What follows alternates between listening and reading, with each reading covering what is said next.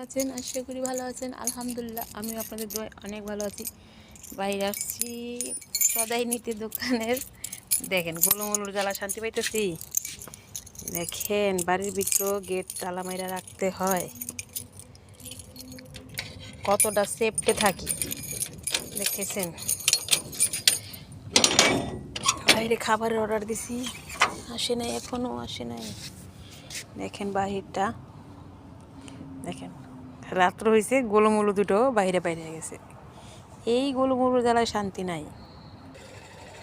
এই আমার খাবার চলে আইছে, এখন ডেলিভারি বয় দিয়ে যাবে, খাবারটা রিসিভ করব।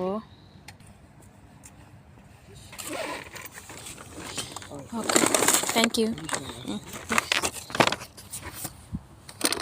Thank you.